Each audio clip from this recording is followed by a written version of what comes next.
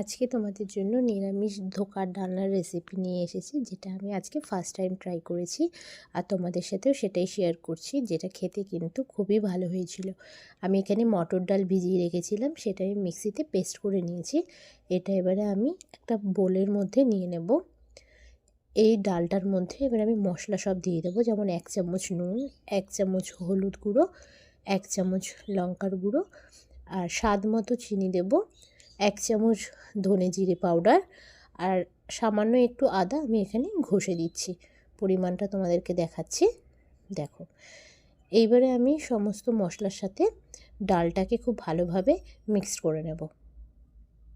খুব ভালোভাবে আমি মিশিয়ে নেব। এই দেখো, ঠিক এইভাবে মিশিয়ে নিয়েছি, এরকম দেখতে হবে। এবারে আমি কড়াইয়ের মধ্যে তেল দিয়ে দিয়েছিলাম, সরষের তেল। সেখানে আমি 1 চামচ কালো জিরা ফোড়ন দিয়ে এই ডালটাকে দিয়ে দেব। ডালটাকে কিন্তু খুব ভালো করে টাইম নিয়ে মানে টাইট করে নিতে হবে, যাতে নরম নরম ভাবটা না থাকে ডালের। আর গ্যাসটা তো অবশ্যই আস্তে রাখতে হবে সেই সময়, না হলে কিন্তু পুড়ে যাবে। দেখো, ডালটা কিন্তু একদম টাইট হয়ে এসেছে। এবার আমি এটাকে একটা থালার মধ্যে নিয়ে নিচ্ছি। গরম অবস্থাতেই কিন্তু এটা আমি একটু চেপে চেপে হালকা একটা রাউন্ড শেপ করে নেব, যাতে বরফিটা কাটতে আমার সুবিধা হয়। আর হ্যাঁ, এটাতে আমার একটা যেটা ভুল হয়েছে, সেটা হচ্ছে থালার মধ্যে না আমার আগে একটুখানি তেল লাগিয়ে নিলে ভালো হতো, সেটা আমি ভুলে গিয়েছিলাম। তোমরা যখন করবে একটুখানি থালার মধ্যে তেল লাগিয়ে নেবে, তাহলে খুব ইজি হয়ে যাবে বরফিগুলো ওঠার সময়। এবার এইভাবে আমি বরফিগুলোকে সব কেটে নেব। ফার্স্ট টাইম রেসিপিটা বানিয়েছিলাম ঠিকই, কিন্তু খেতে কিন্তু খুব ভালো হয়েছিল। তোমরাও এইভাবে একবার ট্রাই করে দেখো এবং আমাকে বলো কেমন হয়েছে। দেখো, এভাবে আমি আস্তে আস্তে বরফিগুলো সব কেটে নেব।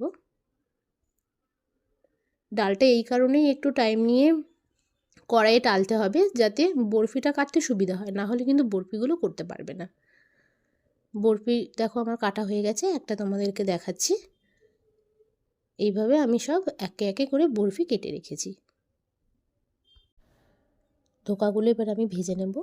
তার জন্য আমি কড়াই কিন্তু সাদা তেল দিয়ে দিয়েছিলাম, তেল গরম হয়ে গেছে। গ্যাসের ফ্লেমটা আস্তে রেখে আমি একে একে করে ধোকাগুলোকে ভেজে নেব। আমি এখানে কাঁচা লঙ্কা দিইনি, শুধু লঙ্কার গুঁড়োই ব্যবহার করেছি। তোমরা চাইলে কিন্তু কাঁচা লঙ্কা দিতেই পারো। দেখো, ঠিক এরকম লাল লাল করে আমি সমস্ত ধোকাগুলোকে ভেজে নেব। ভাজা হয়ে গেছে। কড়াই সর্ষের তেল গরম করে তাতে 1 চামচ গোটা